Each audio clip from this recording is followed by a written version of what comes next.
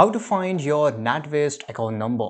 In this video, I'm going to explain you each and everything that how you can find your Natwest account number. It's very easy thing to do. So first of all, you have to just come to your Natwest website, and once you're here, just type here account, right, and just hit the enter. Once you hit the enter, yeah, it will show you some search result. If it doesn't, then again just click on this search bar, and once you click on here, sometimes you will not able to find anything related to your account, right? So just scroll a little bit down, and here you will find account details, and just click on it, right? And once you click on it, here you can see where can I find my account number and sort code. So just click on it, right?